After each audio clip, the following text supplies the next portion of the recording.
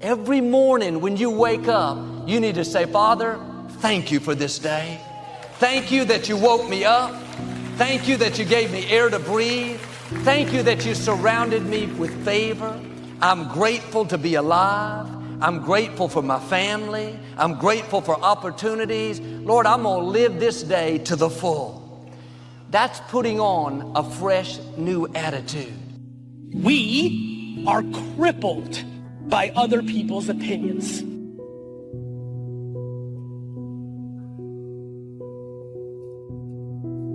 Because haters feel like it's not fair for you to have all the good times while I go through all the bad times. But the reality is we go through bad times too. We go through heartache too. Right. We go through disappointment. We feel bad. We get depressed. We want to give up. We want to walk away. But there's something down inside of you that keeps pushing you. It's heading into a framework of changing the way you look at stuff. It really is. It's not naivete. It's not delusion. It's real life. Insecurity comes from overvaluing other people's opinions. It's a framework that was instilled in you through parenting and environment. That's just the truth and DNA. So I think it's practice. Brother, you have to practice every day saying, whose opinion do you care about if you fail? You know, one of the reasons I love losing is because I don't care about anybody's opinion in here about my loss. It's my loss. You worry about what you're doing. And most people don't have that framework, which leads to insecurity. Right now, if you choose to, and you only want to find negativity and bad, it's very easy. If you choose to, and you only want to find positivity and optimism, it's there. It's getting into a framework of changing the way you look at stuff. Life is a mystery. If you take away the mystery and everything was certain, you would need faith. Faith functions best when you don't know. So God often puts us in positions where we don't know to destabilize us from relying too much on what we know. Like a trainer who starts you out and he starts you out on a weight machine. And then he puts you on a bench and he gives you free weights because now it's less stable. The less stable it is, the more muscles you build. Finally, he puts you on a ball where everything's unstable. And when he puts you on the ball, he's building up your core. So the more unstable your life becomes, the more you have to go inside yourself to stabilize yourself. You're strong enough to withstand instability. And if you knew everything, you'd have no room for faith, for discovery, for innovation, because creativity comes in uncertainty. It comes in uncertainty, in the middle of chaos, because after a while, anytime you know too much, you stop living your best self. Faith of any kind always comes by hearing. That's why the book of life says that faith comes by hearing and hearing and hearing. If I tell you that you can't do something, that somebody else has to come along and say, no, don't listen to him. If you can do it, you can do it, you can do it 17 times to neutralize that one time. And so as we look at ourselves and begin to rethink your life, are you going back to the same job? Are you looking for the same job? What are you going to do? What will be different? How are you going to set yourself up and position yourself to win after this is over? Because it's not here to stay. It has come to pass. It has come to pass. Robert Schuller had a point. Tough times don't last, but tough people do. How tough are you? Many people are breaking down. You didn't believe you were dumb till you heard you were dumb. You didn't believe you couldn't learn till you heard somebody say you couldn't learn. You didn't believe you were unattractive till you heard somebody say. Your unbelief is a result of something you heard about yourself that you believed, and your life has fulfilled the prophecy you heard about yourself that said you couldn't do this or that or the other. And the more you heard it and rehearsed it and even argued about it and said you didn't believe it, every time you face a challenge, tell me the truth. don't those voices come back up? Every time you hit a low place, don't those voices come back up again? Every time things go wrong, don't those voices come back? You have never changed your belief. Understand, many people are dealing with uncertainty. You look on television and see people lined up for miles in their cars to go to get some food. People fighting over toilet paper. It's a different kind of place. We've never seen anything like this. Adversity introduces you to yourself. Who are you being? How are you showing up? What are you doing? There are people that are snapping and turning on each other and turning against each other and being mean-spirited and ugly and nasty and taking it out on their spouse or their children or their family members. Rethink your life. Is this really you? Rethink your life. Ask yourself the question, what I'm about to do, will it take me closer to my dream? Does this represent, this behavior, this mindset, these words that I'm speaking, do they represent the highest that is within me? Is this the best use of my time complaining and criticizing and feeling sorry for myself? There's never been a statue erected to a critic. It's happening to everybody. The question is, what are you going to do about it? I'm not talking about what you say. You know how to say the right stuff. I'm talking about what you believe about yourself. You say the right things. You've been taught how to imitate faith. You talk, as my grandmother said, you talk at the big gate. But you go home and live out your belief. If you believe you are unlovable, you will always be unloved. You can dress up, you can smell good, you can work out, you can say all the right things, you can walk around. None of that will overcome that belief that you have in your heart that your life is over, that you made too many mistakes. These things that you believe have become your vision statement. It is your purpose. Unknowingly, it has become your goal to live out the damnation, the words you rehearse to yourself. People say you have to have a lot of passion for what you're doing, and it's totally true. And the reason is because it's so hard that if you don't, any rational person would give up. It's really hard, and you have to do it over a sustained period of time. So if you don't love it, if you're not having fun doing it, you don't really love it, you're going to give up. When it comes to changing the world, what I learned from Steve Jobs is if you believe in a Macintosh, if you believe in iPhone, iPod, iPad, if you believe enough, then you will see it, because other people will believe in it. Other people will create software. Other people will create products. So you need to foster the belief in what you are dreaming so that it becomes a reality, which is very different than saying, I don't expect anybody to believe it until I see it. You need people to believe it before they can see it. Do something you're very passionate about, and don't try to chase what is kind of the hot passion of the day. When you want to succeed, as bad as you want to breathe, young man, then you will be successful in any area of your life. And so listen to me very closely. I say this to you. I never said when you want to succeed as bad as you want to eat. I never said when you want to succeed as bad as you want water, because you can go about 3 days or so without it. I said when you want to succeed as bad as you want to breathe, then you'll be successful.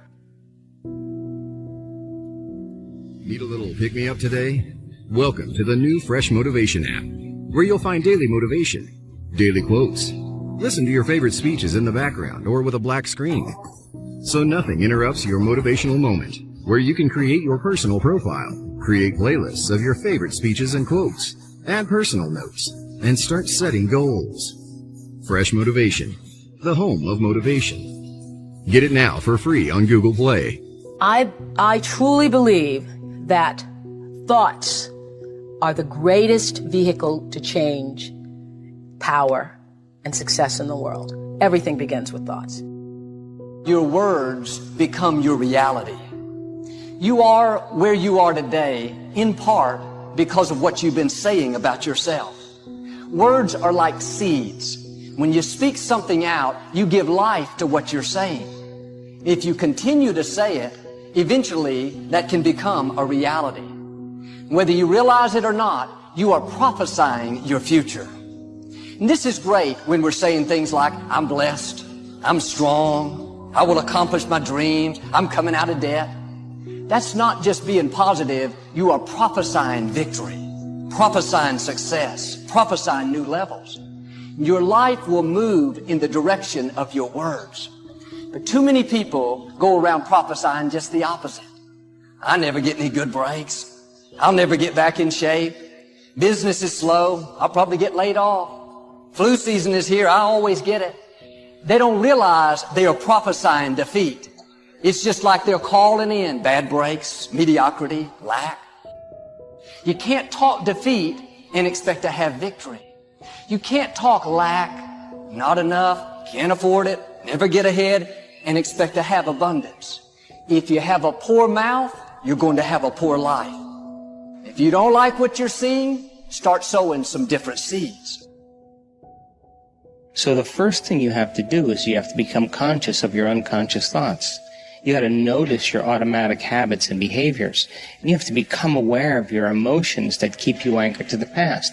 And if you can become so conscious of the unconscious states of mind and body that they would never slip by your conscious awareness again, you're becoming familiar with the old self so you don't return. Then if you begin to think about new ways of being defined by a vision, plan your behaviors, review them in your mind. Now, if you keep doing that over and over again, you begin to become familiar with a new state of mind. At the same time, if you can emotionally cultivate your inspiration, your joy, your enthusiasm ahead of the experience, by repeating that over and over again, cultivating that state, it's going to begin to become familiar to you. So then the process of change then requires unlearning and relearning, breaking the habit of the old self, reinventing a new self. Unmemorizing emotions that are stored in the body, then here's the key, reconditioning the body to a new mind and to a new emotion. It's literally moving from your past to your future. It's losing your mind and creating a new one. And so then when you begin to understand that in that process, it's going to feel a little bit unfamiliar, uncomfortable. And if you can relax into that, instead of going back to the past, continuously invest in your future, sooner or later, it'll begin to become easier and easier and easier. And all of a sudden, when you least expect it, something amazing is going to happen in your life. And when that event begins to occur, you're going to pay attention to what you did inside of you now to produce the effect outside of you. And that's called human empowerment. And there isn't a person in the world that's excluded from this equation. Someone's watching this and they have a thing something they want to change, and it's not sticking, then maybe it's the environment. Maybe you could check about your habits, but maybe it's your beliefs and your values. Some people will not get themselves to read every day because they don't value reading every single day, right? Some people won't, let's say the behavior they want to change is, we did a podcast on how to remember names. I could teach them step by step on how to remember the name of most people that they meet, yet they won't do it because they don't value it. Or because that's not important to them, or they don't believe that they can.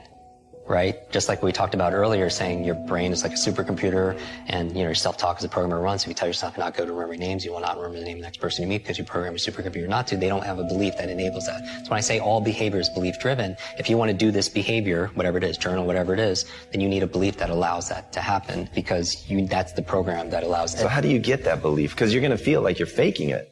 Right. And that's where most people stop, right? They think, okay, I get it. I hear what Jim is saying, that if I am able to shift my belief, then I can get a different behavior, but I don't believe it. Yeah. So now I'm just sort of faking it. How do you help people overcome that? Right. And so so some people approach it like, this quote where they fake it till they make it, right? So my thing with belief is, like, when I do trainings in groups or online, my favorite way of changing a belief is getting them to do something they never thought they could do, because it opens up another possibility. Like what?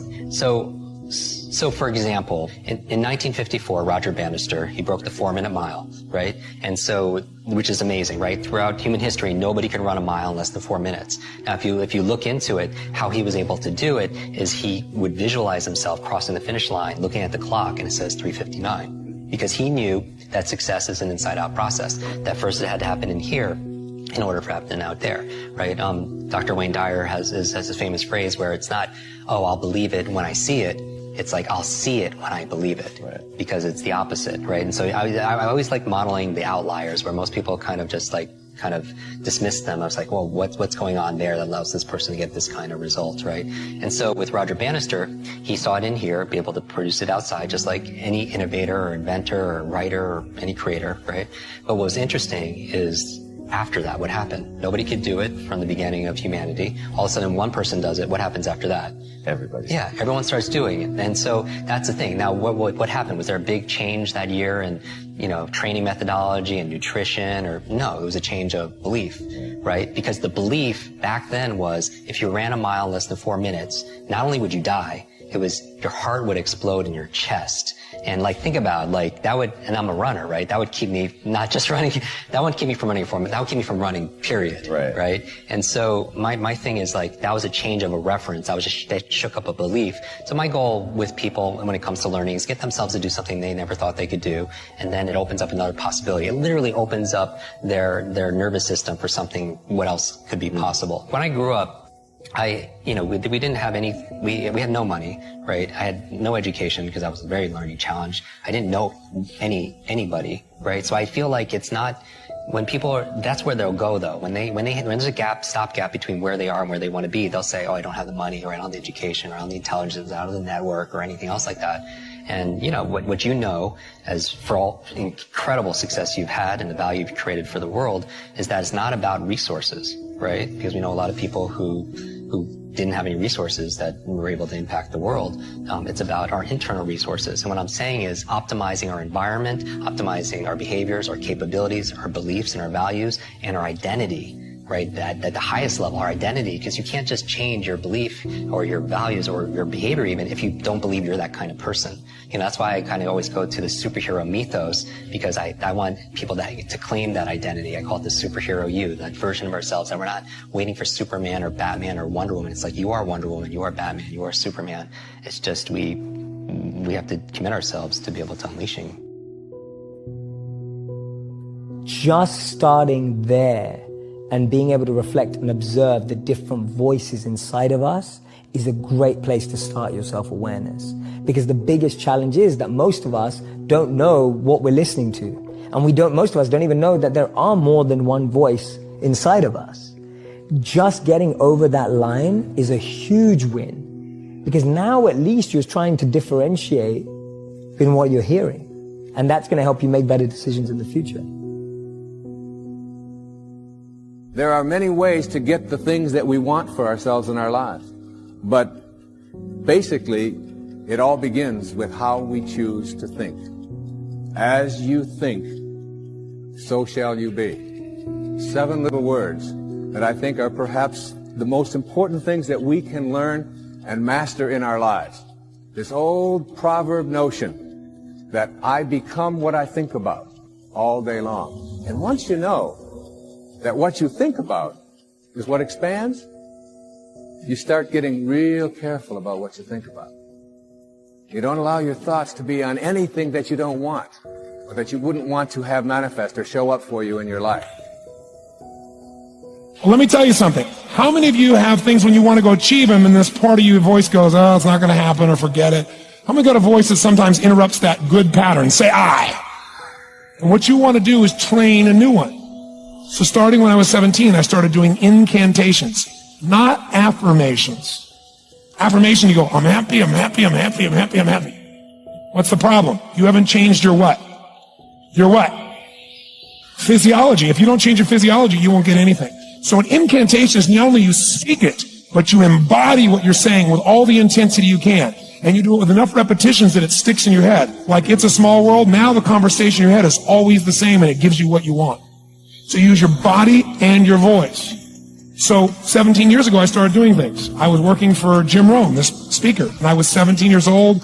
I had long hair, minestrone soup, acne on my face. And I was trying to call on Bear Stearns type of people and convince them why they should go to this man's seminar and be more successful. I was driving a 1968 Volkswagen that I had earned at $40 a week as a janitor. The only way I did it was park far from the building and then go in, and I love people and I believe, but I put myself in state, and I was able to influence people that were far more successful than I was.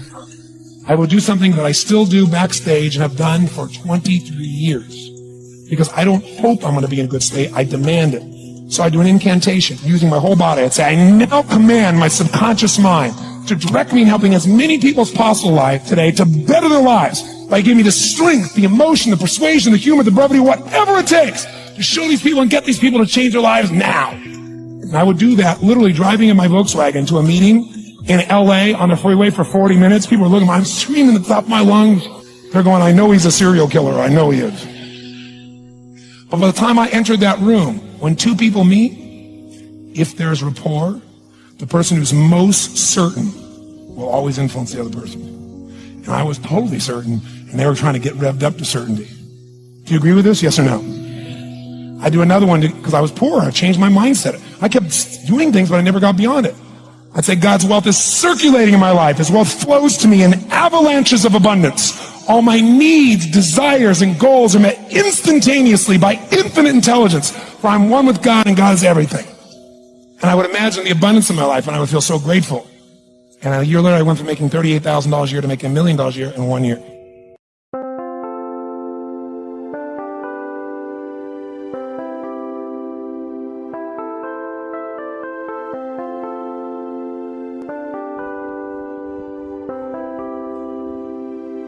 Chẳng được quên khi cơn mưa đêm lại về. Em đã quên lời thề và ta như đông chìm sâu. Không cần mơ em anh nhận màu. Em chỉ cần mơ đâu em bay. Chỉ còn là những cơn mưa vô giá. Cho bên mơ em không mơ anh. Anh một đêm mơ. Chỉ cần bên em không được còn nhớ. Và chỉ có em không còn nhớ. Và người ta bên nhau như ngã tớ. Muốn nhớ về say em chỉ có mấy em ở đây. Và anh như muốn chết đi nhưng không muốn em mơ mày. Tình yêu làm cho ta đau đầu. Không em như làm hâm mộ. Anh như nếu mong cầu. Và mưa bên em ngủ sầu. Chắc có mà mai em mơ. Chỉ có bên em nhưng là khó mơ. Mà đang dài em một bên này.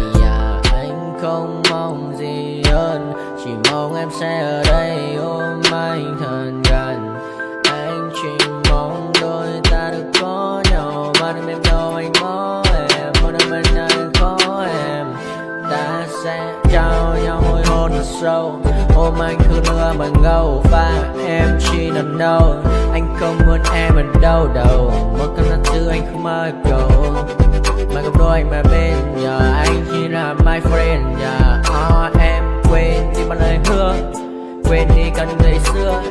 Anh như là muốn nữa. Em không còn chưa. Mà đưa đêm ở đêm. Anh như một đôi bằng kem. Không như là ba trên đêm. Cho em nhiều hơn như là kem. Chỉ cần là mưa thôi. Em chỉ cần là mưa thôi. Còn ai sẽ là nắng rồi.